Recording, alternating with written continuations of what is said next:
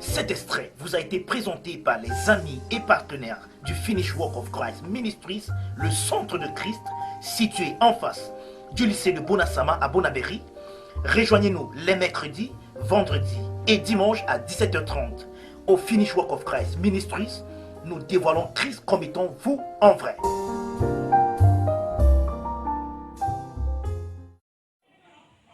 Ça veut dire que le monde est dans les problèmes. Le grand frère de ça. Vous connaissez le langage là? Hein? Vous voulez comme camerounaise un peu, non? Le monde est dans les problèmes, le grand frère de ça.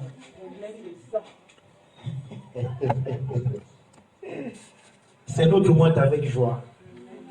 Et c'est avec joie que je t'annonce que c'est notre mois avec joie. Amen. Même si le monde a été frappé par ce virus, le Covid-19, cela n'a pas été si puissant pour enlever notre joie. Amen. Nous avons vu cela que la joie ne dépend pas des occurrences externes, n'est-ce pas?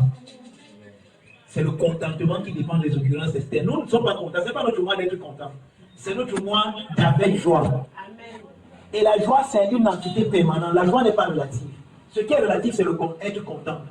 Et quand tu mets ta main en poche comme ça, tu sors 20 000. Hey, c'est le contentement que tu veux voir. Mais même quand tu mets ça en poche et que tu sors, il y a rien, tu es toujours joyeux. Amen. Parce que la joie ne dépend pas de ce qui sort de ta poche ou bien de ce qui sort de ton corps. La joie dépend d'une personne et qui ne change jamais. Il est le même hier, aujourd'hui, éternellement. Il est ma joie. Il s'appelle Jésus-Christ. Mon Seigneur Jésus-Christ est ma joie. Amen. Il y avait cette chanson qu'on chantait souvent. J'ai la joie, Jésus est ma source de joie. J'ai la joie, Jésus est ma source de joie. Alléluia. Si Jésus est la source de ta joie, alors cette joie n'est pas tergiversante. Cette joie est permanente. 24 sur 7. Lundi, mardi, mercredi, jeudi, vendredi, samedi, dimanche. De 6h à minuit à l'autre 6h. Je suis toujours joyeux. Je vous demande si on met les gens depuis la carte, quand même, sans évangélisation, nos communautés changent. Hein? Sans évangélisation, on vit comme je vous dis là, avec joie. Sans évangélisation, nos communautés changent. Oh, avec joie.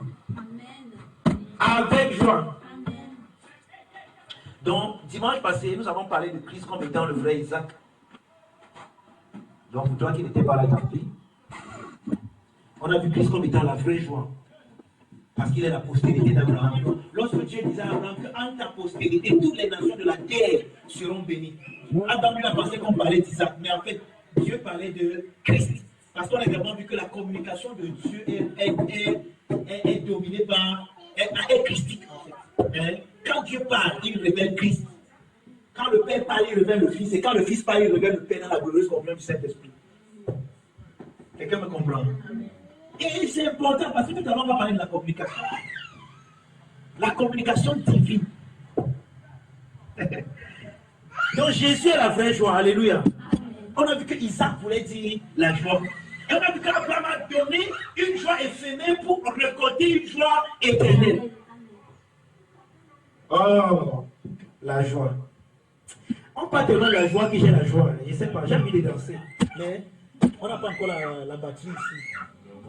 C'est que je vais demander au batteur de jouer, maintenant on danse. On danse avec joie, avec joie. Alléluia. Donc nous avons vu ça la semaine passée. Jésus est le vrai Isaac. Jésus est ton vrai Isaac. Amen. Jésus est ta vraie joie. On a vu que lorsque Dieu a dit à Abraham que je vais te donner un fils, Abraham a ri. Lorsque Dieu a dit à Sarah, je vais te donner un fils, Sarah, vous savez pourquoi il riait? Il riait parce qu'il disait que Dieu peut te donner un enfant, un vieux comme moi. Sarah dit que mais je n'ai même plus de désir. Elle a ri, on dit que tu as ri, que non, je n'ai pas ri. Que non, tu as ri. Comme tu as maintenant ri, l'enfant qui va naître là va s'appeler le riz. Donc ce sera le vrai riz. Comme toi tu as ri de faux riz, je vais te donner le vrai riz. Quelqu'un ne me comprend pas. Il y a quelqu'un, si tu es sur le point de te faire vraiment rire. Je dis que tu vas rire vraiment. Donc quand tu vas regarder, quand tu vas contempler le Christ en toi, quand tu vas voir les merveilles du Christ en toi, tu vas commencer à rien rire. qui va créer une atmosphère terrible autour de toi. Où les gens dans ton quartier seront guéris parce que toi tu es dans ta chambre en train de contempler le Christ en toi et en train de rire. Amen. Amen. Amen. Ouais, nous sommes arrivés au niveau où il y a des situations où les choses commencent à pousser sur toi. Alléluia. Tu regardes comme ça, Ou tu commences à pousser genre. Tes poumons commencent à faire là. Tu es conduit, tu aussi genre. Tu ne pries même pas. Quelqu'un dit que pasteur, tu l'as compris quoi? Je vais l'avoir proposé de ça.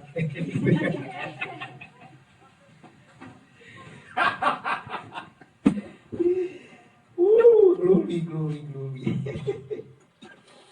Amen. Jésus est notre frère Isaac. Dis avec moi, Jésus est mon frère Isaac. Jésus est mon frère Isaac. Ma joie qui ne faillira jamais.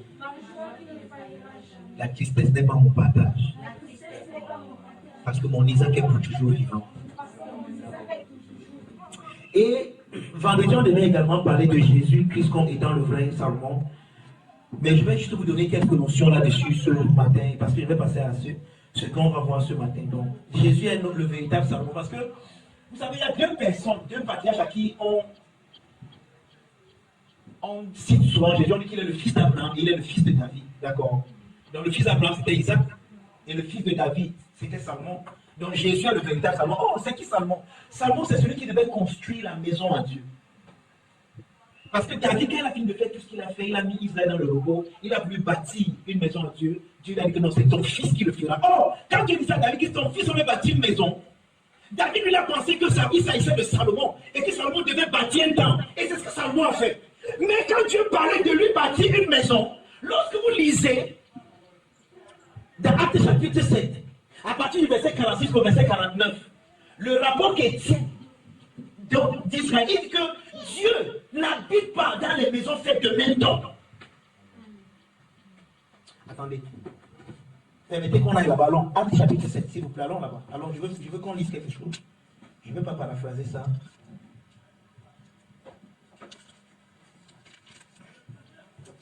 Are you there? Je vais dire 49, n'est-ce pas? Je vais dire 46 à 49. Écoutez, on dit, David trouva grâce devant Dieu et demanda d'élever une demeure pour le Dieu de Jacob. Et ce fut Salomon qui lui bâtit une maison. Écoutez, on dit que Salomon a bâti la maison à l'Éternel, mais écoutez comment ça continue même. Hein? Mais le Très-Haut n'habite pas dans ce qui est fait de main d'homme, comme dit le prophète. Vous voyez ça? Salomon a bâti une maison à Dieu, mais c'était pas la maison là dont Dieu parlait à David. Dieu disait à David que ton fils va me bâtir une maison dans laquelle moi, Dieu, je vais demeurer. Or, il n'y a que Dieu pour bâtir la maison à Dieu, parce qu'on dit que Dieu, les mains d'homme ne peuvent pas bâtir une maison à Dieu. Donc Dieu disait à David que je vais entrer dans ta famille et devenir l'un de toi et je vais bâtir une maison à moi-même dans ta descendance. Amen. Puisque Dieu ne peut pas habiter dans ce que les mains ont fait. Et toute vérité est parallèle, sans contredire. Si Dieu n'habite pas dans ce que les mains ont fait, donc les mains ne peuvent pas fabriquer une maison à aucun Dieu. Donc tout ce que les gens appellent les hôtels qui fabriquent les Dieu, ce n'est pas Dieu qui habite là-bas dedans. C'était une parenthèse. Que ceux qui ont les oreilles vont entendre. Amen. Amen. Mais le Très-Haut n'habite pas dans ce qui est fait de même temps, comme le dit le prophète. Écoutez, le ciel est mon trône et la terre mon marchepied. Quelle maison me bâtirai-vous, dit le Seigneur? Et quel sera le lieu de mon repos? Donc en fait, la maison que le Seigneur voulait, c'était le lieu où il va se reposer. Oh, nous avons parlé du repos de Dieu. Dieu ne se repose pas parce qu'il est fatigué, mais Dieu se repose parce qu'il est satisfait. Donc Dieu cherchait un endroit où il sera satisfait. Et Dieu ne peut être satisfait que si la personne, ou alors le lieu de son repos, lui reflète sa satisfaction dans laquelle lui-même il est. Or, lorsque Jésus, lorsque la parole, le logos a été fait homme, Dieu a trouvé pour la première fois un homme à qui lui-même il est pleinement satisfait. Et cet homme peut recevoir la satisfaction de Dieu et être satisfait de la même satisfaction dans laquelle Dieu lui-même est satisfait. Et c'est pour ça que cet homme est devenu le repos de Dieu. Et cet homme dit dans Jean 12 que si le grain de blé qui est tombé à terre demeure, il restait seul. Mais quand il ment, il porte beaucoup de fruits. En d'autres mots, je suis la maison. Il dit que je m'en vais vous préparer une place. Et quand je m'en serai allé, je viendrai vous prendre. Car dans la maison de mon père, il y a beaucoup de demeures. Il dit que dans la maison de mon père, il y a beaucoup de demeures. Et je m'en vais vous préparer une place dans cette maison. Afin que quand je serai parti, je vienne vous prendre et que vous soyez dans cette demeure. Maintenant, je vais faire comme Philippe. Seigneur, montre-nous le Père et cela nous suffit. Ah ben, Philippe, il y a si longtemps que je suis avec vous, tu ne me connais pas. Ne crois-tu pas que celui qui m'a vu a vu le Père? En d'autres mots, la maison, je suis la maison du Père.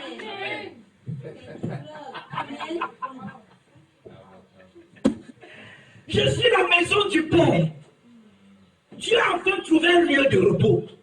Et il dit, celui-ci est mon fils bien-aimé, en qui je trouve toute ma satisfaction. Frère, Jésus est en même temps celui qui bâtit la maison. Il est même la maison là. Et vous savez ce que Pierre dit, non? Il est comme des pierres vivantes que nous devons nous édifier pour former un édifice spirituel, une maison spirituelle. Un lieu là où Dieu habite. Je suis content de savoir que l'endroit, si quand on m'a baptisé, ce n'est pas là où Dieu habite. Dieu habite en toi et en moi. Parce que nous sommes son chef-d'œuvre. Dieu ne peut que vivre là où lui-même il a construit. Et c'est que je n'ai pas le temps d'aller dans les profondeurs par rapport à ça. Il veut vous montrer que le mot construit, dans le grec, ça vient du mot ben. Et c'est le mot, ce mot que vient également le mot fils.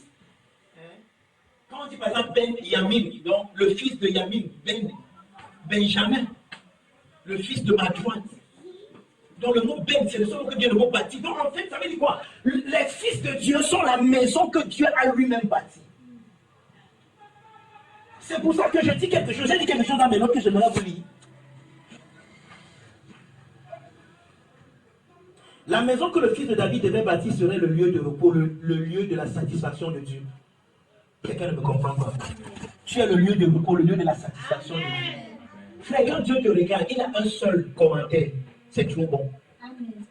Quand Dieu te regarde, quand Dieu regarde à ta vie, je ne sais pas comment toi tu la regardes, mais quand Dieu lui regarde à ta vie en Christ, il dit c'est très bon. Je suis satisfait. Et Dieu aimerait que tu entres également dans ce repos, donc que tu sois satisfait dans sa satisfaction de toi.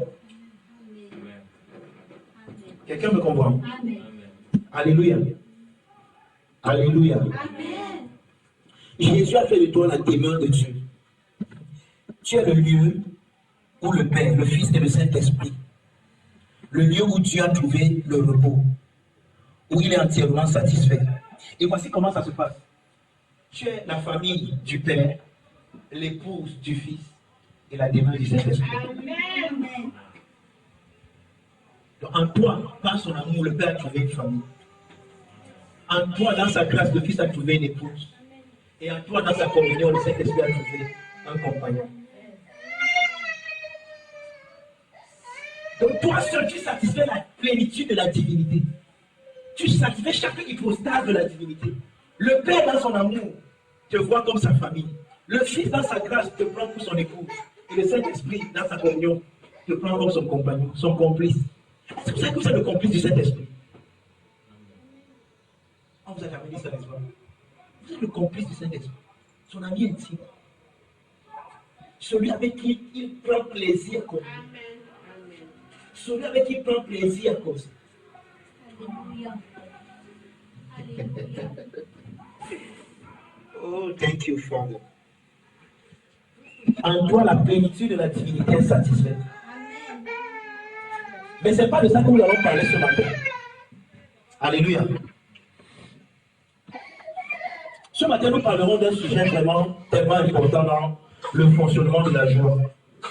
Et en fait, c'est même rare, lorsqu'on parle de la joie, de parler de cet aspect qu'on va voir ce matin. Quelqu'un est là? Tellement nous l'avons mal compris que chaque fois, ce sujet est toujours abordé avec tristesse. Et au lieu d'être un sujet de joie, il est plutôt un sujet de tristesse. Mais c'est à tort, comme nous allons le voir ce matin. Hein? Ouais, comment j'hésite même pour introduire mon sujet, non? Parce que, au lieu d'être un sujet de joie, ce sujet est devenu un sujet de tristesse. Mais dans Romains 14, verset 17, l'apôtre Paul nous dit que le royaume de Dieu, c'est la justice, la paix et la joie dans le Saint-Esprit. Amen. Il dit que le royaume de Dieu n'est pas le manger, le boire. Quelqu'un me comprend? Donc le règne de Dieu exhibe ces trois choses dans ta vie. La justice, la paix et la joie. Nous allons amplifier beaucoup plus la dernière chose, la joie dans le Saint-Esprit, puisque c'est notre mois avec joie. Amen. Amen. Amen. Et nous allons parler de la joie de la christianité. Ou alors, ce qu'on appelle communément la joie du christianisme. Mais nous savons que nous ne croyons pas trop au christianisme. Et un jour, on va voir pourquoi, un mercredi. Amen.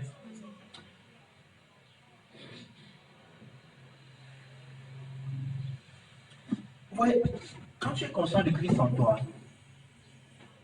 au lieu de subir la vie comme c'est le cas pour plusieurs personnes, tu prends plaisir à la vie.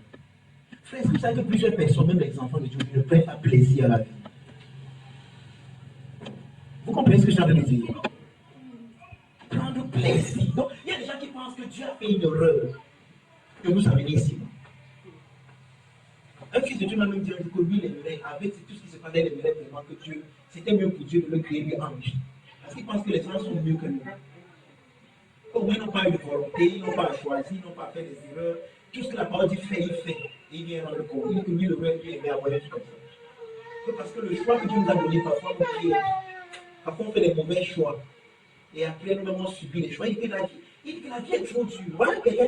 Si un enfant de Dieu parle comme ça, imaginez c'est que quelqu'un qui n'a pas Christ peut parler. Et au lieu de jouir, de bénéficier de la vie, nous la subissons. Il y a des gens qui subissent les journées. Donc, quand le soir arrive, ils disent, oh, merci Seigneur, le soir encore arrivé. Et il y a d'autres même qui ont même peur de dormir, ou même peur du soir. Parce que la nuit, toutes les frayeurs qui sont dans leur cœur en journée, le subconscient leur envoie ça la nuit. Ils font des cauchemars. Frère, ta vie ne devrait pas ressembler à cela. Quelqu'un ne me comprend pas. Tu dois vivre le fruit de la vie, de chaque instant de la vie. Et le domaine que nous voulons aborder dans ce mois d'avec joie, c'est justement pour ceux qui sont enseignés un sujet de grande joie. Mais pour ceux qui ne le sont pas, c'est un sujet de grande tristesse. Hein? À cause de notre vision limitée, nous avons appris à associer la joie dans cet exercice. Nous n'avons pas appris à associer la joie dans cet exercice de notre foi. C'est l'apôtre Paul dit à Timothée que exerce-toi la piété. Il dit que les exercices corporels sont pour les petits, pour un bénéfice infime. Mais l'exercice de la piété est utile à beaucoup de choses. Et le sujet que nous allons aborder ce matin, c'est justement l'exercice de la piété. Amen. Amen. Nous allons parler de donner avec joie. Voilà. Merci pour votre enthousiasme. Ouais, c'est bizarre parce que c'est rare de voir quelqu'un qui parle de la joie et qui parle du donner. Pourtant, Paul associe la joie et le donner. D'accord? Et on va le voir tout à l'heure. Mais avant de lire le passage, écoutez ceci d'abord. Parce que notre thème est tiré de 2 Corinthiens 9, verset 7. Donner avec joie, c'est le thème de mon message.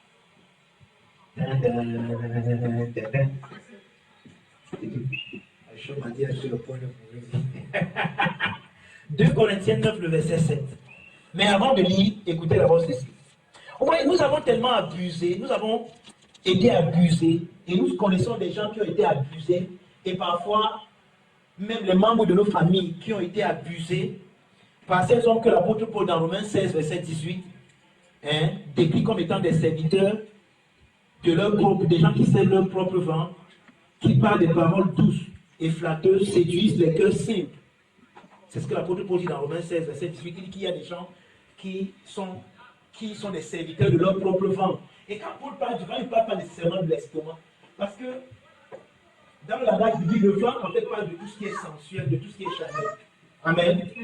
Donc il dit qu'il y a des gens qui ne sont que les serviteurs de leur propre vent et qui, avec des paroles douces et flatteuses, séduisent des gens qui ont un cœur simple. Et dans Philippiens 3, verset 19, Paul parle d'eux comme ayant pour finalité la perdition et pour Dieu leur vent, mettant la gloire dans ce qui devrait faire leur honte. Et ils ne pensent qu'aux choses de la terre. Donc Paul dit qu'il y a des gens dont les pensées ne sont qu'aux choses de la terre. Et mais chaque fois que de telles personnes abordent le sujet de donner, ils abordent ça toujours en rapport avec leur vent. Quelqu'un me comprend? Pardon, ne vous laissez pas distraire. J'ai besoin de votre attention parce que c'est que mon sujet d'abord enlève beaucoup d'attention. Donc, pardon, le peu qui reste, donnez-moi. Parce que même l'énonciation de mon texte de mon sujet enlève beaucoup d'attention. Mais pardon, donnez-moi le reste, j'en ai besoin. Vous voyez, à cause de ces scénarios d'abus, chaque fois que l'argent est mentionné, surtout dans l'église, chaque fois qu'on parle du donner, cela crée en nous ce qu'on appelle en psychologie la dissonance cognitive. Qui a entendu parler de ce mot? Vous avez entendu parler de la dissonance cognitive? Ok. Écrivez le mot là, vous partez faire votre sujet vous-même. Hein? La dissonance cognitive, en fait, cognitive dissonance. Cognitive dissonance. La dissonance cognitive. Comme ça se dit, c'est comme ça que ça s'écrit. G-N-I-T-I-V-E. Maintenant, en fait, la dissonance cognitive survient lorsqu'une personne est confrontée à une information qui n'est pas cohérente avec sa croyance. D'accord? Chaque fois que tu écoutes une chose qui n'est pas cohérente avec ce que tu crois, immédiatement, il y a une réaction psychologique à l'intérieur de toi comme pour repousser. Il y a un peu comme si tes mécanismes de défense se lèvent, comme pour t'opposer à ce qui vient d'être dit. Et en ce moment-là, tu es soumis donc à ce que les psychologues appellent la dissonance cognitive. Et regardez, écoutez-moi bien, pour que tu reconsidères le sujet, parce que dès que la dissonance cognitive dès que tu subis ça, tout ton système de défense se lève et tu rejettes la pensée. Tu te fermes à l'idée que tu viens de voir. C'est ce qui se passe généralement lorsque pour la première fois tu entends parler que le diable, ce n'est pas une entité par exemple. Je ne sais pas si vous avez la première fois que vous avez entendu ça, il y a une dissonance cognitive parce que tout le monde voit le diable, ou bien la première fois que vous entendez, tu n'as pas besoin d'envoyer le feu chez tes amis. Immédiatement. C'est parce qu'il faut maintenant que quelqu'un qui est un enseignant répète le mot là au moins 14 fois pour que ton cerveau remette ça encore à la première place où c'était lorsque tu as eu la dissonance cognitive. Pas pour que tu le sois, mais pas pour que maintenant tu acceptes. Donc, il faut que tu écoutes encore ça au moins 14 fois. Vous voyez pourquoi parfois on se répète? C'est pas pour rien. Parfois on dit les mêmes choses, c'est pas pour rien. C'est que tu penses que les gens qui sont là ont entendu, non, d'autres se sont fermés. Quand tu te fermes, il faut qu'on dise ça au moins 14 fois, pas pour que tu comprennes à 14 fois. Pour que tu le mettes ça au premier niveau. Donc, vous dites, ok, ils disaient même que le diable est parce qu'on dit, oui, maintenant considérons un peu ça. Donc, voyons maintenant si c'est vrai. Donc, pour que tu le considères ça. Donc, quand ça va devenir la deuxième, troisième, quatrième fois, tu vas seulement rejeter. Donc, c'est ça seulement comme le père de la cour considérée là. Hein? Il disait quoi? Irrecevable. Non, ça va comment parler de cette personne dans ta tête, ce sera irrecevable. Mais il faut qu'on répète ça au moins 14 fois. Pour que tu enlèves la bannière de l'irrecevabilité, pour que tu remettes ça encore là-dedans. Hey, on disait même que le diable, c'est pas ce qu'on pense. Attends, regardons un peu voir maintenant. Amen. Donc, ça ne va pas m'étonner si certains d'entre vous ont la dissonance cognitive pendant que je suis en train d'enseigner ce matin. Parce que le sujet, c'est à cause de beaucoup d'abus. On pense même qu'on ne devrait pas parler d'argent. Ce qui n'est pas vrai. Hein?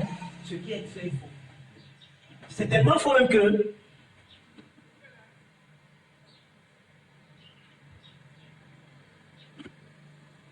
Jésus, dans Luc chapitre 16, à partir du verset 9 jusqu'au verset 13, a défini la gestion des finances comme étant la moindre des choses. Vous savez ça? Jésus raconte une parabole d'un économe infidèle. D'accord? Et il dit que, quand vous voyez ce que le gars là a fait, mais on dit que son maître l'a loué à la fin. Et Jésus nous dit que les enfants de ce monde ont plus de sagesse que les enfants du siècle présent. Et il dit, faites-vous les richesses, faites-vous des amis avec les richesses injustes, afin que lorsqu'elles viendront vous manquer, qu'ils vous reçoivent dans leur tabernacle éternel. Il dit car celui qui est fidèle dans les moindres choses, le sera aussi dans les grandes. C'est ce que Jésus appelle les moindres choses là-bas. C'est ce que vous appelez les richesses injustes. Ce qu'il appelle là-bas les richesses injustes, qui est quoi? L'argent, le matériel, ainsi de suite. Donc parler de l'argent à l'église, c'est même le petit niveau.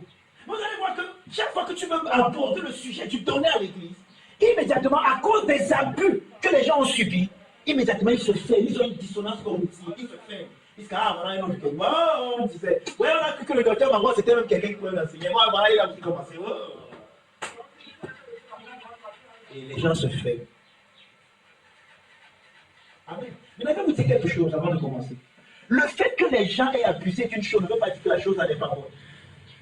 Il y a les faux biais de 10 000, non? Mais tu utilises tout le bon biais de 10 000. Est-ce que le fait qu'on ait abusé de 10 000 veut dire qu'il n'y a pas de vrai biais de 10 000? Non.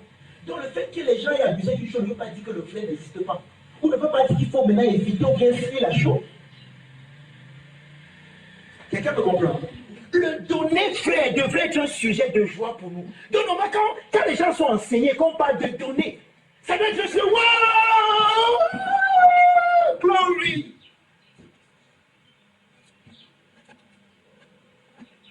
Ouais, regardez. Dissonance cognitive. On va écouter avec joie alors. C'est au moins notre monde avec joie. Écoutez au moins avec joie.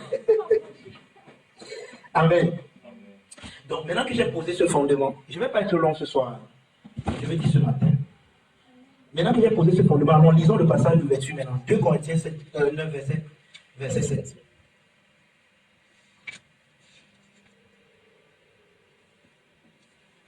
Dis à quelqu'un résiste à la dissonance cognitive. Je ne te soumets pas à la dissonance cognitive ce matin. Il n'y aura pas de dissonance cognitive. Parce que c'est notre moi d'avec joie. Et c'est avec joie que tu vas recevoir ce message. Parce que c'est pour ton bien, frère. Alléluia. 2 Corinthiens 9. Tout 2 Corinthiens 9. Oh, j'aurais aimé, mais ne vous en faites pas. En fait, le message de ce soir, c'est comme une introduction. Et j'ai juste apporté ça pour voir votre réaction. Si vous réagissez bien, je vais apporter, on va faire toute une conférence de téléstage sur le donner. Je vais vous apprendre à donner.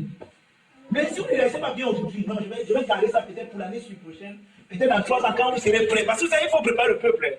Et les moments tu donnes, quelqu'un te fuit, dit que non, le cœur a charge. Vous savez comment moi je dis souvent, quand l'homme de Dieu prêche et il parle de la maladie, pourquoi tu ne dis pas qu'il veut prendre ta maladie? Quand l'homme de Dieu prêche, il parle des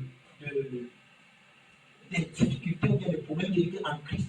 Pourquoi tu ne penses pas qu'il veut prendre quelque chose? Mais pourquoi il parle des finances, tu penses qu'il en veut à ton argent? Nécessairement. La Bible ne parle pas de l'argent. Vous savez que Jésus a parlé plus d'argent qu'il n'a parlé de l'argent. Vous savez pourquoi? Parce que le système dans lequel Jésus même a trouvé l'humanité est un système qu'il appelle la puissance du malin. Et la puissance du malin, c'est le système de faire pour être. Et le outcome, how do you say it in French? Le outcome, le résultat de ce processus, c'est dans ton avoir. Qu'est-ce que tu ne fais pas pour avoir l'argent?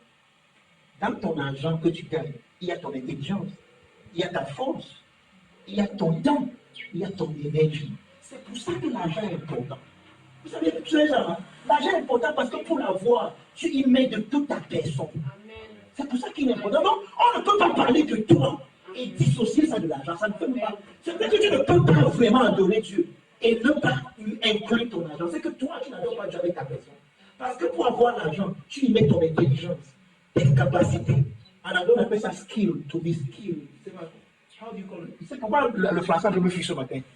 Tu mets ton skill, tes aptitudes, tes habiletés, ta force, ton énergie pour avoir l'argent. C'est ça que l'argent inclut qui tu es.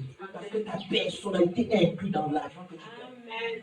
Donc tu ne peux pas parler de toi et dissocier ça de ton argent. Ce n'est pas possible. Dissonance cognitive.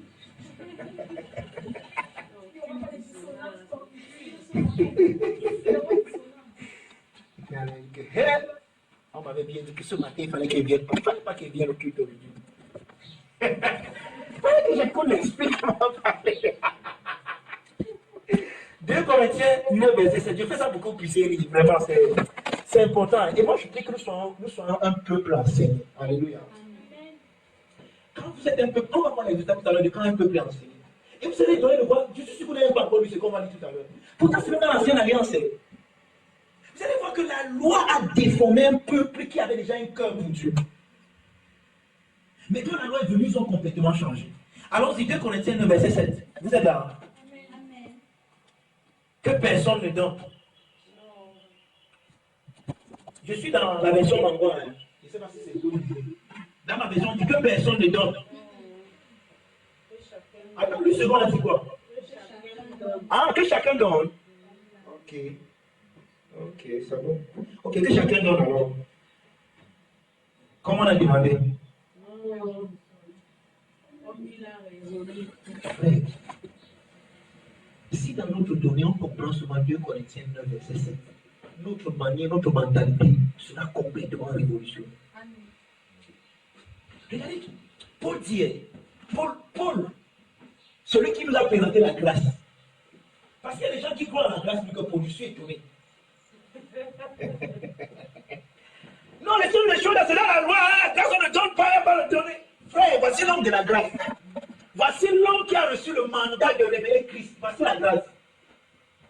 Que chacun donne.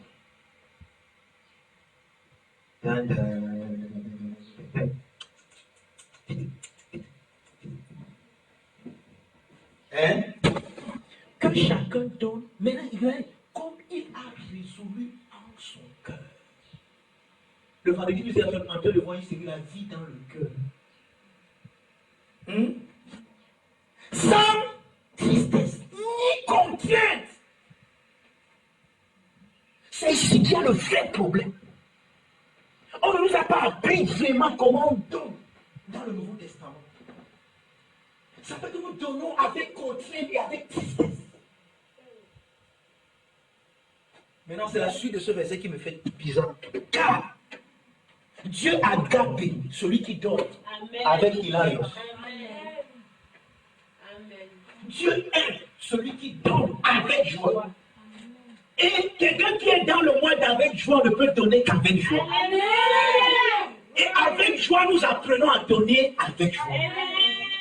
Dieu aime celui qui donne avec joie. Ça veut dire que Dieu est impliqué dans ce que je donne et dans la manière de donner. Amen. On peut lire maintenant tout le verset. Que chacun donne comme il a résolu en son cœur, sans tristesse ni contrainte, car Dieu aime celui qui donne avec joie. Donner avec joie. Maintenant, regardez, je vais mettre en exergue 2 éléments dans ce verset. La première remarque, c'est le lien entre le cœur et le donner. Ça, c'est la première remarque que je veux que nous fassions. Le lien entre ton cœur et le donner. Ton cœur doit être dans le donner que tu pratiques. Si ce que tu donnes ne vient pas de ton cœur, ne donne plus. Dans notre cours, là, c'est la famille chrétienne, ceux qui ont le livre. On a un cours qu'on a intitulé la paix spirituelle, on a lu ça là-bas. Hein? Frère, si ton cœur n'est pas dans ce que tu donnes, ne donne pas. En fait, ne pas donner en ce moment-là, tu es en train de faire une bonne chose. Mais donner, ça ne cela ne vient de ton cœur, ça ne sert à rien. Amen. Donc ça, c'est la première remarque. Il faut que le cœur soit pleinement impliqué dans ce que nous donnons. Le cœur doit être pleinement impliqué dans ce que je donne. Ce que je donne doit venir de mon cœur, pas le cœur de quelqu'un d'autre. Je ne dois pas donner parce que le pasteur a dit qu'il faut donner. Je ne dois pas donner parce que l'église a dit qu'il faut donner. Je dois donner parce que j'ai résolu ça dans mon cœur. J'ai pris la décision dans mon cœur.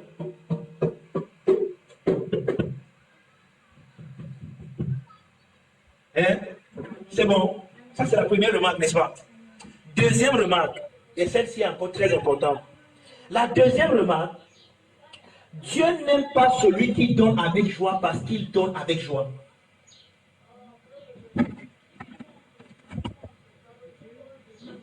Dieu n'aime pas celui qui donne avec joie parce qu'il donne avec joie. Ça veut dire que ce n'est pas parce qu'il a donné avec joie que Dieu l'aime.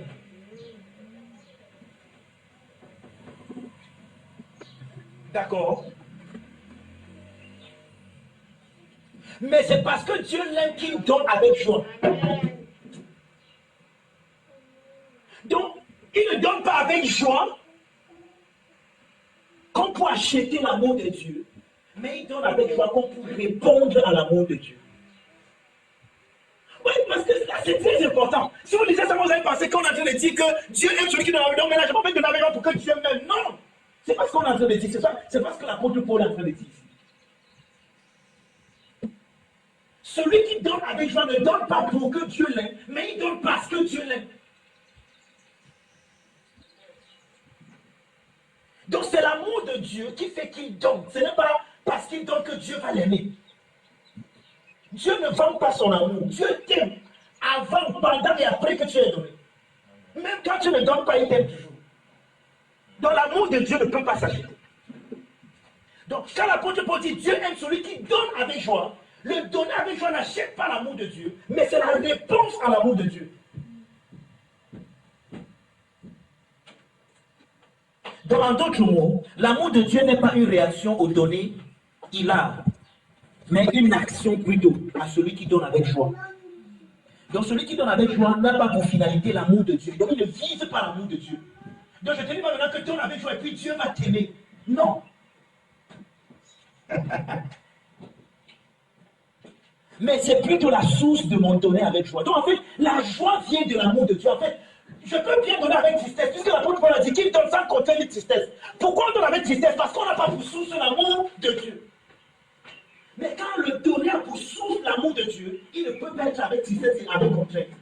Donc on ne peut pas te forcer à donner quand tu donnes avec joie. Donc chaque fois que c'est contraint, il n'y a pas la joie dedans. Quelqu'un me comprend? C'est important, non? C'est important qu'on fasse cette remarque de soi.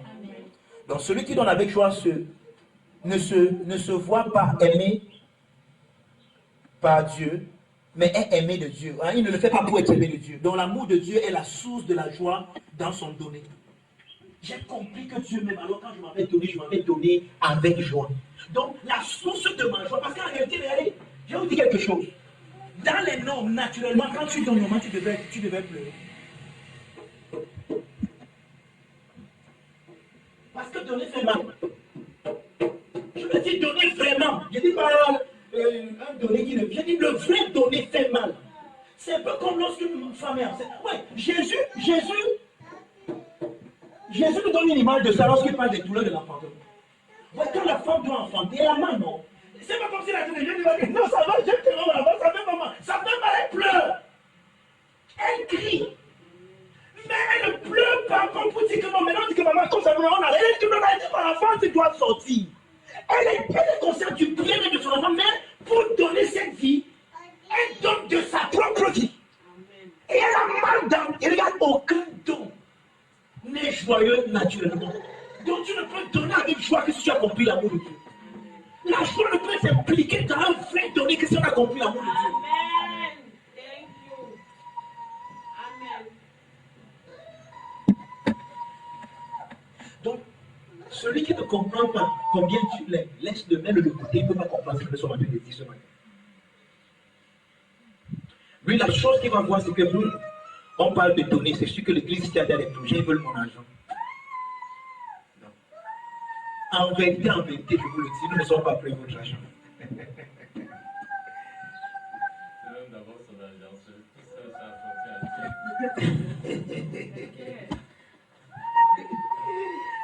Regardez, je vais vous montrer quelque chose qui va vous étonner. Je sais, il est en train de faire son pub. C'est quoi? Vous regardez ici. N'utilisez pas Yohan comme alibi. Suivez-moi. Amen. Maintenant, je vais vous dire quelque chose. Dieu ne peut jamais te demander de donner ce qu'il ne t'a pas donné avant. Amen. Jamais. Vous savez comment Dieu nous prouve cela? Lorsque Dieu enlève un peuple qui est resté en esclavage pendant plus de 400 années, Dieu laisse un maître sortir de l'esclavage. Vous savez comment Dieu les fait sortir? Ils ne sont pas pauvres. Jamais. Quand Dieu demande aux Israélites de sortir d'Égypte, la dernière recommandation que Dieu leur donne par Moïse, c'est qu'allez voir les Égyptiens. Pour ceux qui écrivent, vous pouvez lire ça dans Exode 12 à partir du verset 36. Il dit qu'allez voir les Égyptiens, demandez des bracelets d'or, d'argent et les vêtements. Vous savez ce qu'on dit dans Exode 12 verset 36? On dit que les Israélites ont dépouillé l'Égypte. Or, Quel est le but pour lequel Dieu nous donne l'eau et l'argent et les vêtements? Ah, parce que Dieu veut que vous avez toujours souffert. Oui, voici notre parole. Et suivez-moi bien. Je veux qu'on me suive. Vous voyez que ce matin, je suis très calme, non? Je ne cours pas parce que je ne veux pas de dissonance cognitive. Je veux aller mollo. Je veux que tout le monde m'écoute et me suive bien. Pourquoi Dieu leur donne de l'or, de l'argent et des vêtements? Pourquoi Dieu dépouille l'Égypte? Ah, c'est seulement parce que les gars sont trop souffert. Maintenant, c'est le temps pour eux de s'habiller aussi bien. Non. Je dis non. Oui. Quand tu ne comprends pas pourquoi Dieu te donne le travail qu'il t'a donné, tu vas abuser de ce travail. Quand tu ne comprends pas pourquoi Dieu te donne l'argent qu'il t'a donné, tu vas abuser de ce. En fait, chaque fois que le but d'une chose est ignoré, l'abus est inévitable. Toute chose que tu as et dont tu ne connais pas le but et que tu ne comprends pas le but, tu vas abuser de cette chose. Quand tu ne comprends pas le but pour lequel on se marie, tu vas abuser de ton mari. Quand tu ne comprends pas le but pour lequel on s'habille, tu vas abuser de ton habillement. Quand tu ne comprends pas le but pour lequel on travaille, tu vas abuser du travail. Tu vas abuser de tout ce que tu as quand tu ne comprends pas le but. Si le peuple s'est venu, c'est que on a souffert, maintenant regardez, Dieu nous a donné les habits, l'eau et l'argent, maintenant on va se monter, oh, alléluia, gloire à Dieu, maintenant moi aussi je travaille. Il va me doubler, il va m'arranger, il va me positionner, et comme là, Jésus va prendre moi. Il a pris ma vie, m'a arrangé, il m'a positionné, mais Dieu m'a établi. Maintenant j'ai l'argent. Pour quel but tu as cet argent? Pour servir Dieu. Amen. Pour le mettre au service de Dieu. C'est pour ça que Dieu leur a donné l'eau. Parce qu'il fallait qu'on construise le tabernacle. C'est pour ça que Dieu leur a donné de dépouiller les Égyptiens. Parce qu'il fallait qu'au moment où il faut qu'on construise le tabernacle, que chacun apporte ce qu'il a. Que chacun participe. Parce que la communication divine, c'est que tout ce que le Père donne au Fils, le Père attend que le Fils redonne au Père. Pour que la communication coule, pour qu'il n'y ait pas un monologue et un dialogue. Le Père donne, et il se voit dans le Fils. Et il reconnaît sa paternité. Et le Fils, si le Fils dit que, ok, maintenant comme tu m'as donné, moi, il reçoit que tu n'as plus rien. Le Fils ne sera jamais un Fils, parce qu'il ne peut être Fils sans qu'il y ait un Père. Il faut qu'il aussi se le fait au Père. C'est ça qu'on appelle la communication divine. Je jamais dit ça très vite, mais est-ce que quelqu'un me comprend ce matin? Hein? Le Père se donne au Fils pour voir sa paternité, et le Fils se donne au Père pour voir sa filiation dans la glorieuse communion du Saint-Esprit. C'est ça qu'on appelle la communication divine. Et si on va aller au-delà de moi-même, l'apôtre Paul décrit ça dans 1 Timothée, dans Philippiens, en disant que ceux qui vous donnent, ceux qui communiquent avec vous des biens spirituels, vous aussi également vous devez répondre avec des biens physiques pour que cette communication soit établie. Je sais qu'il n'y aura pas beaucoup d'amen dans mon message ce matin. Et ça ne me dérange pas. Au contraire, ça me plaît beaucoup. Je veux qu'on lise un passage qui, ma foi, va vous étonner, n'est-ce pas? Exode chapitre 25. Je veux que chacun voit. Ne regardez pas trop vos montres. On peut finir 30 minutes un peu plus tard. Exode 25. Je suis sûr que ce passage-ci, vous ne saviez pas qu'il était dans vos Bibles. Vous allez voir encore que le cœur de Dieu, en ce qui concerne le donner, même dans l'ancienne alliance, n'a jamais été quelque chose de coercitif, de forcé. Dieu ne veut pas. C'est pour ça que, vous vous souvenez, je vous avais dit, c'est que, regardez, même quand on parle par exemple que le loyer de l'église, ne commencez pas à faire à diviser par segment. Moi, il donne 2500, tout le monde va donner. On n'a pas tous la même capacité financière ici. Donc, on ne peut pas diviser les choses. En fait, à l'église, ça ne se passe pas comme ça.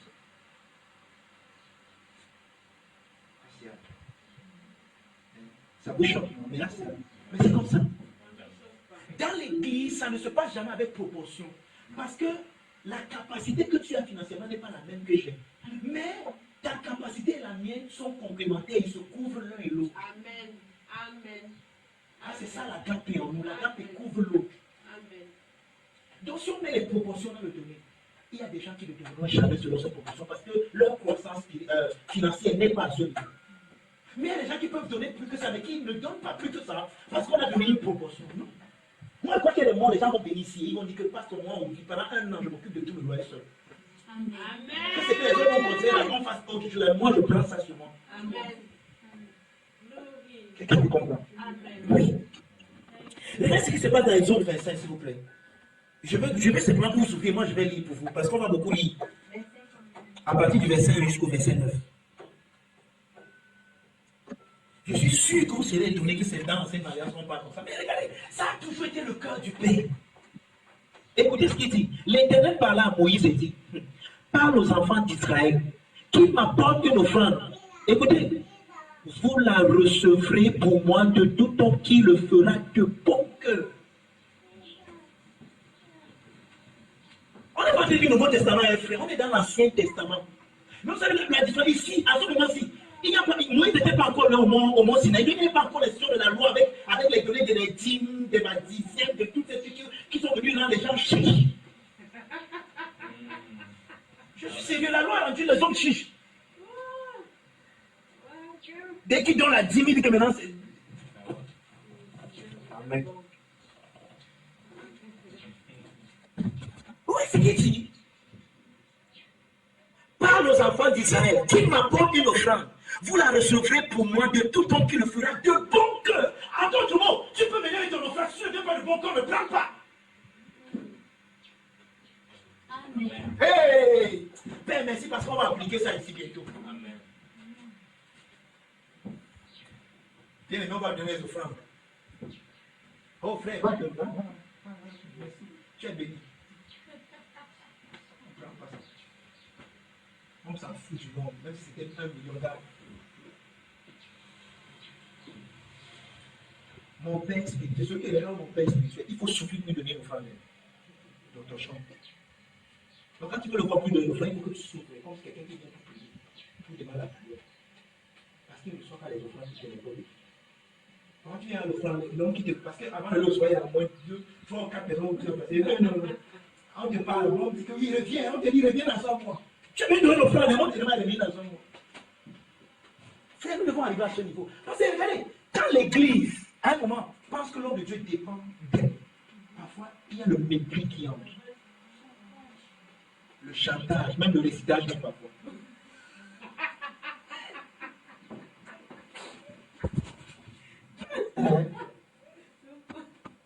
Vous voyez ça? Parle aux enfants d'Israël qu'ils m'apportent une offrande. Vous la recevez pour moi de tout homme qui le fera de bon cœur. Moi, quand je me suis posé une seule question, comment on reconnaît un homme qui a un bon cœur? Avec joie. Amen. Avec joie. On continue, j'ai jusqu'au verset 6. Voici ce que vous recevrez d'une offrande d'or, de l'argent, des reins, des étoffes teintes en bleu, en pourpre, en cramoisi, des peaux de bélier teintes en rouge, des peaux de dauphin, du bois d'acacia, de l'huile pour le chandelier, des aromates pour l'huile d'onction et pour le parfum, ainsi de suite, des pierres d'onyx et d'autres pierres de garniture, des forts, ainsi de suite. Ils me feront un sanctuaire et j'habiterai au milieu d'eux. Vous ferez le tabernacle et tous ces ustensiles d'après le modèle que je vais te montrer. Donc, le but du donner, c'est quoi? C'est pour l'œuvre du Seigneur, pour la maison de Dieu. Entre guillemets à l'époque. Or, la vraie maison de Dieu, on a vu ça tout à l'heure. Je suis la maison de Dieu. Quelqu'un me comprend? Donc, c'était pour l'œuvre de Dieu. L'œuvre que le Seigneur faisait au milieu de Dieu, voulait être au milieu de. Alors, il fallait qu'il lui bâtisse un tabernacle. Et pour que le tabernacle soit bâti, chacun devait participer dans l'œuvre. Et chacun participe en donnant. Mais maintenant, regardez, il y avait une sélection dans le donné. On ne prenait pas l'offrande de tout le monde. Oh, Père, merci parce qu'on va appliquer ça ici. Amen. On ne prenait pas l'offrande de tout le monde. On dit que prends-la pour celui qui donne de bon cœur. Et comment on voit le cœur de quelqu'un? Est-ce que moi, il devait avoir le cœur maître? Donc, moi, il devait avoir le cœur maître. Vous avez le cœur maître, non? L'appareil qui regarde le cœur. Moi, il devait regarder le cœur maître. Toi, ton cœur n'est pas bon. Non, comment moi, il devait voir le cœur? Quand tu viens en faisant le bon quoi? Regarde.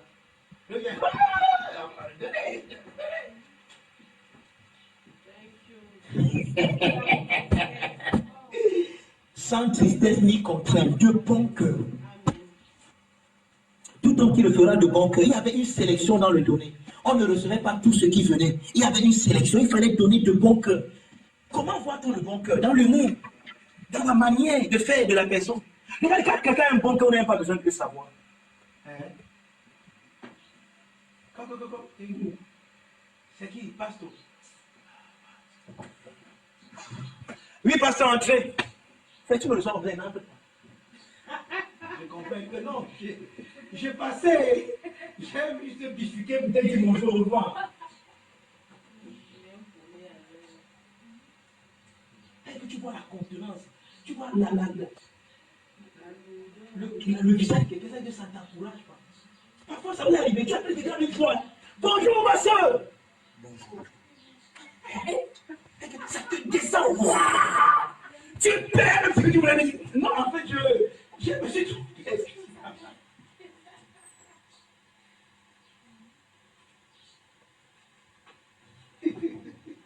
De bon cœur. Amen. Ouais, depuis ce temps, Dieu veut une offrande volontaire venant du cœur. Un bon cœur. Maintenant, allons-y, Exode 35. Vous êtes là. Versets 21, 22 et 29. Pardon, suivez-moi, nous sommes en train d'aller quelque part.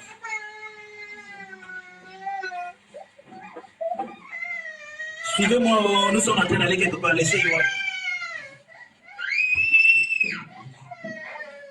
Amen. Exode 35. Écoutez ce qu'on dit ici. Tout ce qui fut entraîné par le cœur.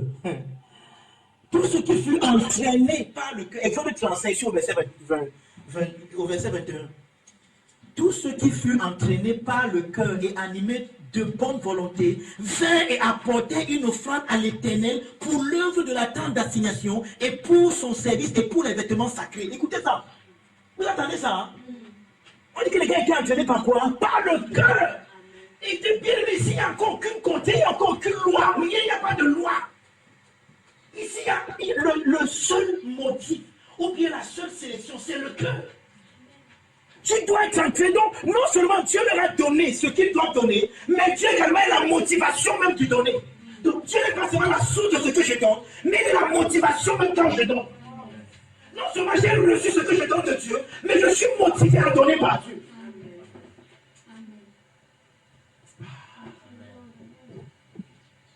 Tout ce qui fut entraîné par le cœur et animé de bonne volonté.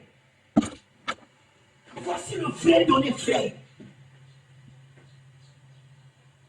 Verset 22. Les hommes vinrent aussi bien que les femmes. Écoutez, tous ceux dont le cœur était bien disposé à porter. Tous ceux dont le cœur était bien disposé à porter. On avait donc. Je vais vous poser une question, frère. Quand ils sortaient d'Égypte, tout le monde avait dit pris les choses des Égyptiens. Oui. Tout le monde avait dit donner. Non.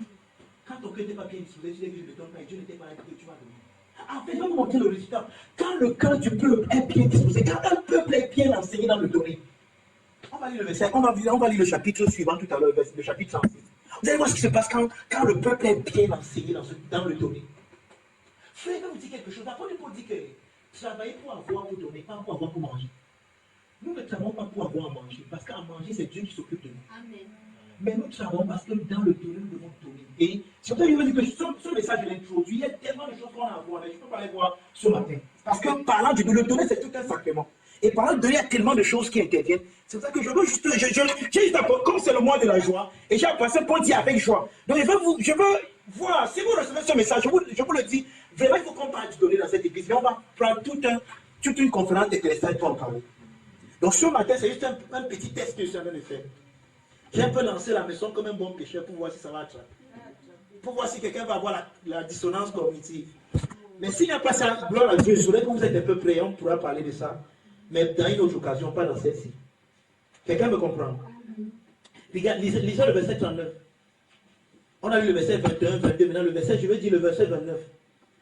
Tous les enfants d'Israël, hommes et femmes, dont le cœur est... Vous voyez comment ça insiste? Oui, comment ça insiste? Dont le cœur était bien disposé. Dont le cœur était disposé à contribuer pour l'œuvre de l'Éternel. Dont le cœur était disposé à contribuer pour l'œuvre de l'Éternel. Dont le cœur était disposé. On ne te force pas, frère. Si ton cœur n'est pas disposé, ne contribue pas. Et tu n'es pas en train de pécher. Entre guillemets. Quelqu'un me comprend? Maintenant, regardez. Regardons un peu le résultat. Regardons ce qui se passe quand les gens donnent avec un cœur bien disposé. Allons au chapitre 36, à partir du verset 3. Exode 36, 3 à 6. C'est tellement beau que je veux que quelqu'un d'autre lise ça pour nous parler. Il fit devant Moïse toutes les offrandes qu'avaient apportées les enfants d'Israël pour faire les ouvrages destinés au service du sanctuaire. Chaque matin, on apportait encore à Moïse des offrandes volontaires. Écoutez bien, on assiste des offrandes Volontaires. volontaires. Alors tous les hommes habiles, occupés à tous les travaux du sanctuaire, quittaient chacun l'ouvrage qu'ils faisaient. Et bien dit à Moïse, le peuple apporte tout ce qu'il se faut pour exécuter les ouvrages que l'Éternel a ordonné de faire. Moïse fit publier dans le camp que personne, homme ou femme, ne s'occupa plus d'offrandes pour le sanctuaire. On empêcha ainsi le peuple d'en apporter. Les objets préparés suffisaient et au-delà pour tous les ouvrages à faire. Oh mon Père. Oh mon Dieu. Ce qui ont fait, c'est que le même peuple-ci, quand la loi de Moïse est venue, ils sont devenus chiches. Mais quand il n'y avait pas de loi, et qu'il fallait être bien disposé, mais quand on dit que donner les gars donnent jusqu'à ce qu'on. Moïse vient dire que non, pardon, arrêtez. Ne prenez plus, ne donnez plus. Oh, j'ai même vu une église comme ça. Les gars ne font que venir donner. Non, pardon, ça va. S'il vous plaît, ne prenez plus. Donc, on supplie aux gens de ne plus donner. Est-ce que vous savez que là où les gens ont la culture de donner, on prie à venir. Ouais, il y a un homme de Dieu qui donnait ce témoignage souvent, et moi je ne comprenais pas. Ah, on l'appelle en tout moment. C'est qu'à un moment, j'aimais beaucoup le citer, mais depuis un temps, je le cite plus trop. Bon, parce que, en tout cas, on m'a dit que quand il partait parfois, entre deux les hommes de Dieu, il partait au restaurant pour manger. Il dit que c'était la bagarre pour celui. Donc, tu amènes les gens au restaurant, mais c'est la bagarre pour celui qui va payer la facture. Quand les gens ont la culture de donner, ça devient bizarre. Il dit que parfois, l'un d'entre eux, il fait comme s'il va aux toilettes, il appelle la weta. Le weta, c'est la personne qui s'occupe de. Il dit que viens, il dit que la facture, c'est combien, donne-moi, il paye, il a payé. Après, les gars sont là, ils sont assis, ils font les commentaires, ils attendent la facture. Vous faites quoi, c'est alors? Mais qui on attend chacun? Quand on attend chacun son argent, c'est moi qui paye, c'est moi qui paye. Nous, on n'a pas payé, il a payé. Donc, les gens bagarrent pour payer la facture. Donc, quand les gens sont enseignés, les gens bagarrent quand c'est l'amour. Donc, chaque occasion de donner devient une occasion de révéler l'amour de Dieu. Parce qu'en fait, c'est ça le donner. Quand ça vient du cœur, un cœur qui a compris l'amour de Dieu, l'amour ineffable de Dieu. Bien aimé, ça coûte parce que, oui, regardez quand c'est volontaire, ça coûte parce qu'on dit qu'on va arrêter. Pardon, ne donnez plus, ouais. Ça va, c'est bon. On dit que non, sauf que donner, dit non. Tu penses que les biens, les lots, si on a ça, pourquoi? Ça va, ma part aussi va entrer dans la maison. C'est pas qu'il y a 1 million de gens ont compris ça. On dit par exemple qu'il y a un projet, il faut 100 000, une personne se lève que les autres, ça me dit que 0 fois. Moi, papa, mais c'est 2 000 dans les 100 000 là. Ne donne pas seulement, moi, je donne. Moi, je donne 50 000. Donc les gens bagarrent pour donner. Pourquoi pas c'est une occasion pour eux de révéler, de manifester l'amour. Amen. Mais là, les gens n'ont pas compris. Dès qu'on dit argent, dissonance, c'est comme ici. Et ils ont commencé.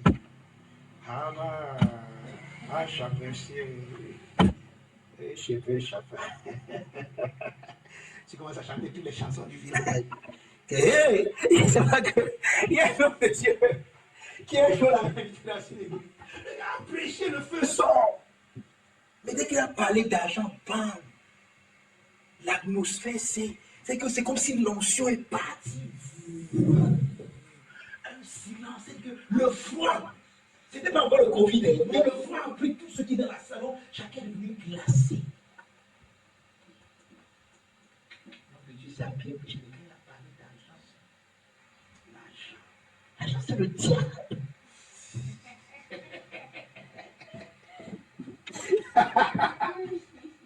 Quand il a parlé du diable, on est tous descendus. C'est ce qui s'est passé.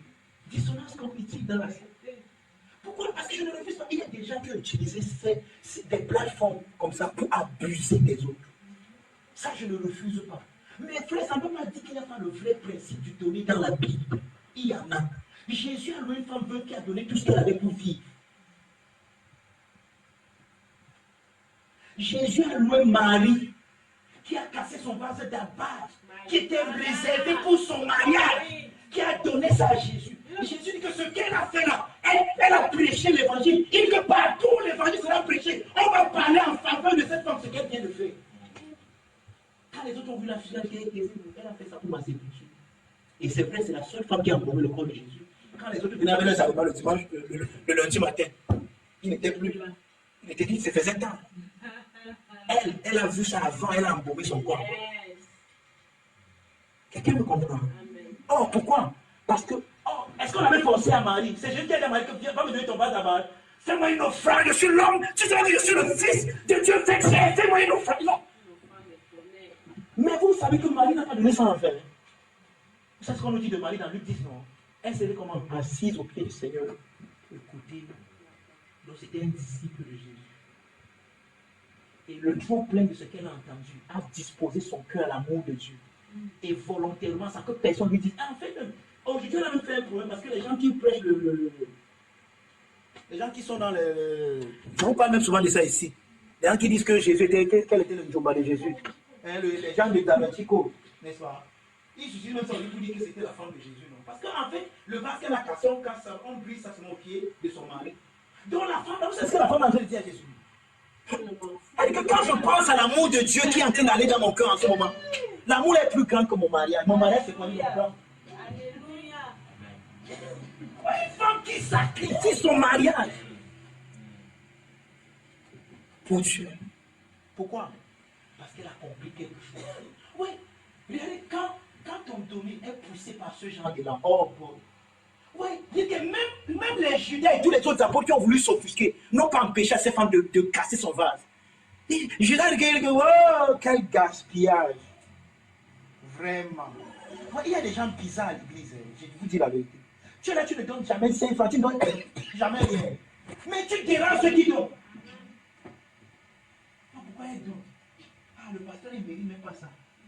Avec ces vestes-là. Il fait ça pour aller encore acheter une nouvelle veste. Comme c'est vous qui habillez le pasteur. Avant, vous n'avez jamais. Avant, vous n'avez pas de veste. Avant, vous ne s'habillez pas. C'est là avec vous qui s'habillez. Il y a la sorcellerie à l'église. Regardez, je vous donner un conseil. Je vous parle de vous à moi. Quand vous connaissez un homme de Dieu, vous connaissez son cœur, vous savez qu'il est là pour les choses de Dieu. Si vous pouvez donner à cet homme-là, donnez. Ne vous le donnez pas. Tout ce que vous pouvez donner, donnez même jusqu'à donner. Paul dit que les descendants de l'Église, oui, que vous avez même donné jusqu'à donner, même, vous pouvez même me donner vos yeux si vous pouvez. On ne va pas dire, donnez cette introduction. Il y a tellement de choses à dire sur le donner. Paul, le Père de la grâce, parle tellement. Maintenant, regardez, je vais finir mon exposé ce matin en parlant justement de Paul et de ce qu'on appelle la lettre de la joie. Vous connaissez la lettre de Paul qu'on appelle la lettre de la joie? C'est l'épître de Paul aux Philippiens. Vous savez comment Paul écrit l'épître de Paul aux Philippiens? Paul écrit l'épître de Paul, puis voici ce qui se passe. Paul s'en va à Philippe dans Actes chapitre 16. C'est là où on parle de l'arrivée de Paul à Philippe. Avec ce qu'on a vu l'autre jour avec le souvenir où finalement ils ont dit que notre Dieu veut qu'il va à Philippe. Et quand ils arrivent à Philippe, ils voient une petite communauté de femmes qui étaient dans un cours d'eau qui priaient là-bas. Là-bas, Paul s'en va, il prend l'évangile. Et la première personne qui croit dans tout le monde, c'est une femme, elle s'appelle Lydie. Et c'est là où Lydie croit. Et quand Lydie croit, elle ouvre sa maison à Paul. D'accord. Mais le séjour de Paul n'est pas long dans cette vie. Paul enseigne, mais à un moment, on arrête Paul. Parce que là, tu sais ce qui s'est passé, on l'a arrêté, on l'a mis en prison. Hein? Maintenant, regardez. Il y a un homme qui croit là-bas, dont on ne parle pas beaucoup. Le geôlier de Acte 16. C'est tout dans la vie de Philippe, n'est-ce pas? Le geôlier la croit. Or, quelques temps après ça, Paul s'en va, il laisse la vie de Philippe. Il s'en va loin. Entre-temps, les Philippiens, à cause de ce qu'ils ont reçu quelques temps avec l'apôtre Paul, non seulement il lui envoie constamment les offrandes, il devient des partenaires financiers de son ministère. Mais les Philippiens, la femme, la Lydie, dépêche le geôlier là qu'on appelle Épaphras. Parce qu'en fait, plus ne savent pas que c'est lui Épaphras. C'est le geôlier qui a pris, c'est lui Épaphras, qui était devenu un compagnon de vie. On dépêche Épaphras et on lui donne une offrande. On dit qu'on va donner ça à Paul. Or, à l'époque, il n'y avait pas WhatsApp, il n'y a pas Instagram, il n'y a pas Facebook, il n'y avait rien. Il n'y avait pas de téléphone. Donc, pour savoir comment quelqu'un il fallait le suivre. Et Épaphras a commencé à chercher Paul dans toute l'Asie. Quelqu'un me comprend? Et finalement, quand Épaphras a trouvé Paul, Épaphras lui-même, à cause de trop de voyages, il était presque malade et mourant. Et vous savez, là, on a trouvé Paul. Il a trouvé Paul à la maison d'arrêt. Paul était déjà en prison dans la maison d'arrêt. À Rome. C'est là Epaphras vient. Après avoir cherché pendant tout un temps Paul, il apporte à Paul l'offrande qu'on lui a donnée. Donc, quand Paul prend l'offrande là comme ça, c'est vrai que quand vous lisez Philippiens, surtout le chapitre 4, il dit que j'ai reçu cette offrande comme une offrande de bonne odeur.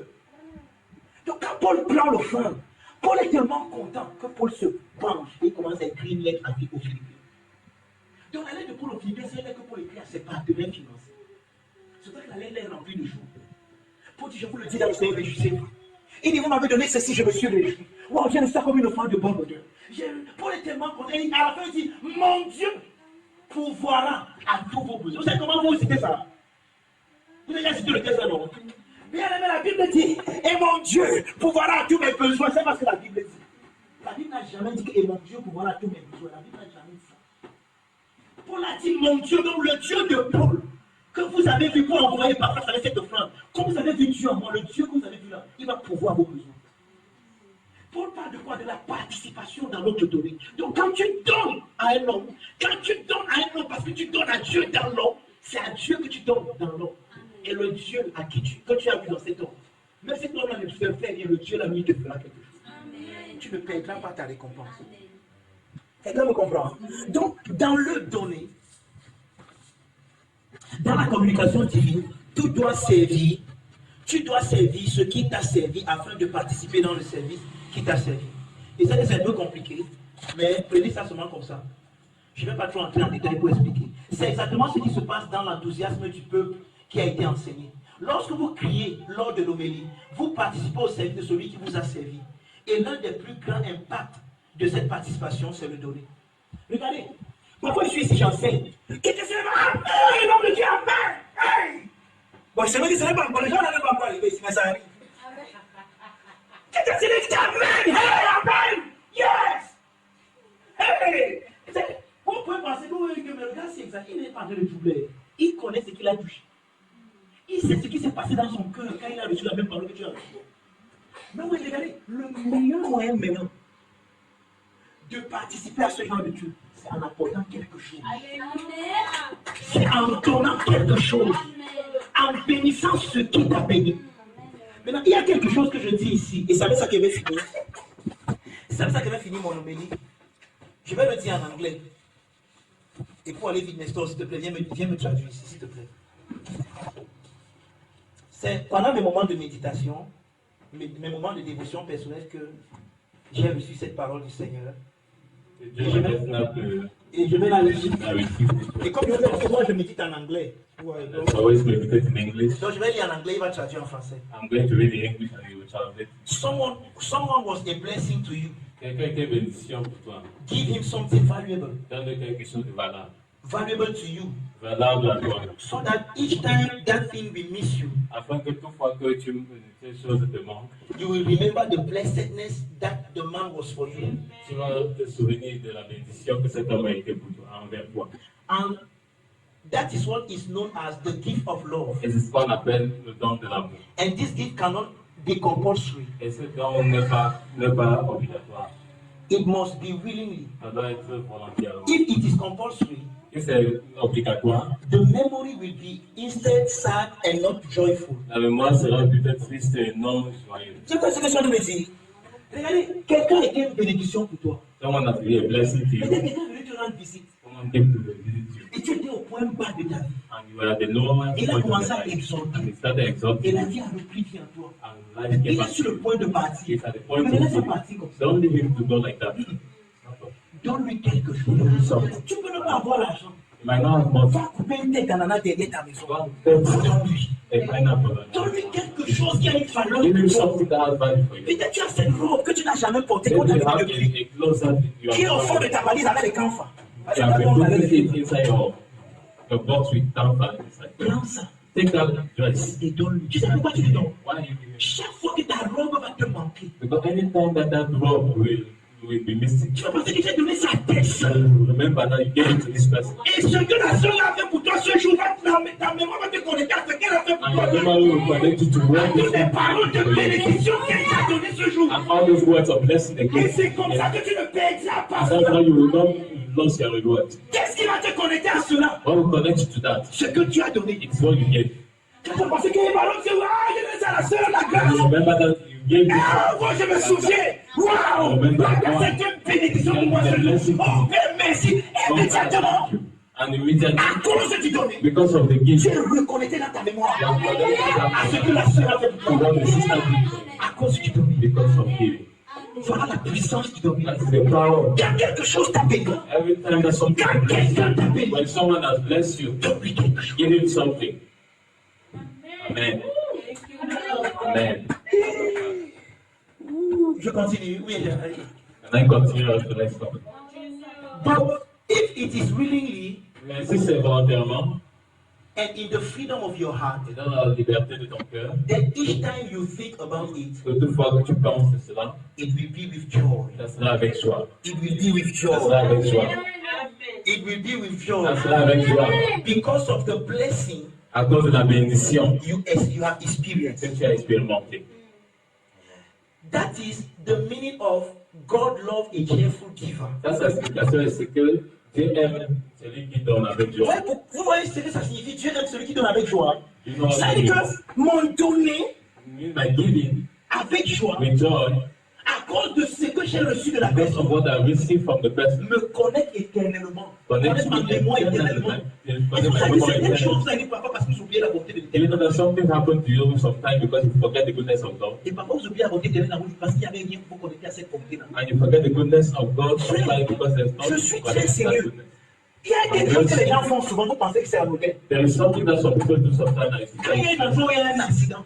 Sometimes when there's something Vous when there's perdez an quelqu'un de accident, cher. when you lose somebody that is Vous allez important, mettre quelque chose. they come and put Qui something. fait en sorte que même quand vous allez passer là, chaque fois, That makes it such a way that when you pass the every quand vous time, allez voir when you see le signe, the sign, ouais, c'est comme ça que les gens faisaient ce qu'ils appelaient les hôtels dans l'Ancien Testament. that's what people were doing when Par they see exemple, all that's the Old Testament. Jacob vient dans un endroit. Jacob comes and he sleeps somewhere. Et à la nuit, il a un rêve, il voit le ciel And ouvert. then now you see a vision. Quand il se réveille le matin, Open and when he gets il up in the arrange morning, les pierres, il fait un he hôtel. arranges stones and he Vous savez pourquoi il fait l'hôtel? Chaque fois qu'il va passer là-bas, Because anytime you il pass va by, voir les pierres. Il va se you souvenir. remember. Donc, les pierres là, c'est le signe So those stones pour que sa pensée se connecte à ce qui s'est passé à cet connect endroit. itself to what has happened in that place. Il y a tellement d'événements parfois dans vos vies. Sometimes there are so many events in your life, Mais il n'y a rien qui vous connecte à cela. but there is nothing connecting you Et to très that. vite, And very fast, vous les oubliez. you forget them Parce que vous n'avez fait aucun signe because there was no pour vous sign connecter à ces événements. to connect to the event.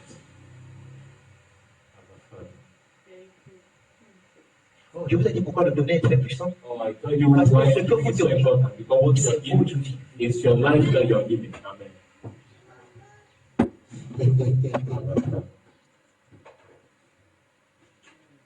Meaning that a cheerful giver experiences the love of God.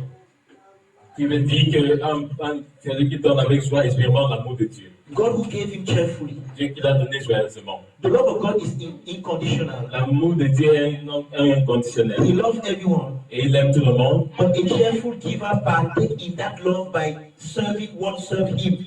Mais celui qui donne avec joie participe à cela en servant ce qui lui a servi.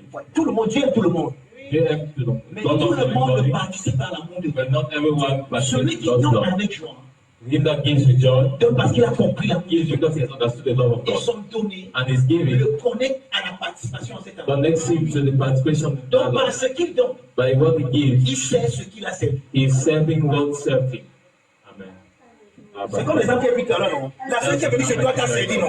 Et quand tu lui donnes, tu sais ce qu'il a servi. And when you give to her, you are serving what you gave. Et c'est comme ça que tu participes à cela. And that's how you participate in that. C'est ça, certaines choses, il y a des choses extraordinaires que le Père fait dans votre vie, There are some extraordinary things that the Lord, the Father did in your life, mais qui ne sont pas restées dans votre mémoire de façon éternelle. which do not remain in your mind eternally, Parce qu'il n'y a rien qui vous connecte à cela. because there is nothing that connects you to that. Et regardez, ce que je dis, il est valable pour beaucoup de choses. Hein. What I'm telling you is so important for many other things. Regardez, Remember, pourquoi vous vous souvenez du jour de votre naissance? why do you always remember the day of your birth? Pourquoi? Why?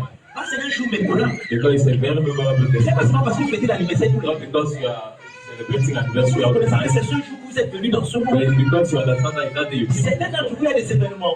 There are some of you here that there are some events Ou il y a même des... Vous arrivez dans la maison de quelqu'un. When you reach somebody's Vous voyez house un calendrier. and you see a Vous voyez calendar, là-bas 1989. it's in Donc 1999, le titre concerne le calendrier 1993. and it's Ce n'est pas so anodin. why is it called Il y a quelque chose qui s'est passé. or is it Et il y a un something jour that qu'il happened? a encadré là-bas. There's something Et chaque fois that qu'il you voit, have to et regardez, dans vos moments de prière when you're praying. et dans votre chambre, si vous avez une chambre, Your secret place. normalement vous devez avoir beaucoup d'indices comme ça qui vous rappellent Because des there's événements. so many events like that, things Le like that. 13 Remember, février, 13th of j'ai February, fait un accident, j'ai failli there mourir. was Mais an miraculeusement, le père m'a accident, sorti. but Et the quand Lord je saved m'assois, me. vous pouvez voir la date là devant moi, voir And ça when dans I'm praying, I see that date. in front of me. Bam, le signe That sign. me rappelle l'expérience. Remember Et ma pensée se something, connecte and my mind is à la connected bonté de Dieu. to the goodness of Et God. immédiatement, il commence à parler en langue. And immediately you begin to speak Vous in devez tongues. avoir de telles choses. Because Dans votre chambre, remember vous that priez, des souvenirs qui vous Must connectent à la have bonté de Dieu. this kind of remembrance, things start to remember the goodness of God. Mais certains d'entre nous, And many of us, on n'a pas. we don't have.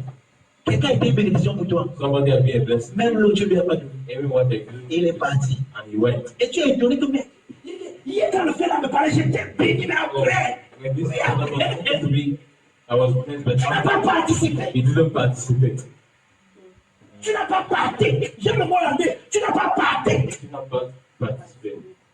Il n'y a pas eu le koinonia. Yeah, Il n'y a pas eu le fellowship. Il n'y a pas eu la communication. no Il communication. est venu faire son monologue. He came to do his Et il est monologue. parti. Tu n'as pas He went dialogué. without C'est parce qu'il n'y a pas eu de communication. There was no communication. Ses paroles sont vides. His words are empty Parce que tu ne les as pas reçues. because he did not receive. Je ne sais pas si quelqu'un me comprend. I don't know what Je vois that's combien important c'est. Amen. Donc, c'est pour ça que je vous dis que quand on va parler ça comme donner, c'est un sacrement. Giving is a sacrament. C'est quoi un sacrement? What's a sacrament? Quand on fait le sacrement, si on prend un petit pain avec un When we petit pain, go to many, we on vous take a donne bread bon. and we Mais le vin là, c'est le pain là, c'est le corps du Christ. that blood, Et le vin là, that c'est son sang. blood, Mais quelqu'un qui prend un that ah, quel sang là, laissez les gens Oh, qui donnent ouais. le corps, si le petit pain, si Oh, comme c'est ça. du Et small par exemple, bread, le petit pain comme ça, Oh, et par the exemple, small bread le that pain. are giving Non, me. tu n'as pas visité l'assassin. You have not Nous come here sommes to dans eat un sacrifice, sacrement. but you came here Quelque chose qui a plus de valeur que ce que je donne.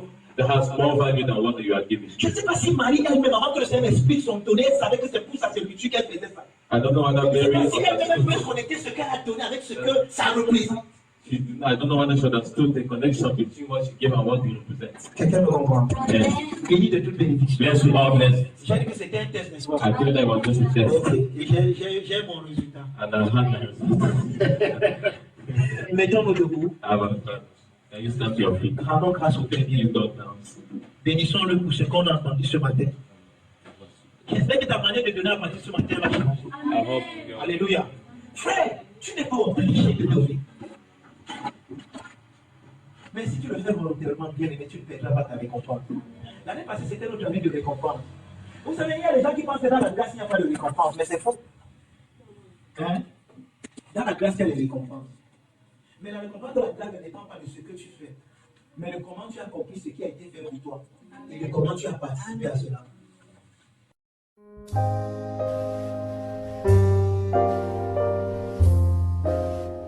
Cet extrait vous a été présenté par les amis et partenaires du Finish Work of Christ Ministries, le centre de Christ situé en face du lycée de Bonasama à Bonabéry. Rejoignez-nous les mercredis, vendredis et dimanches à 17h30 au Finish Work of Christ Ministries. Nous dévoilons Christ comme étant vous en vrai.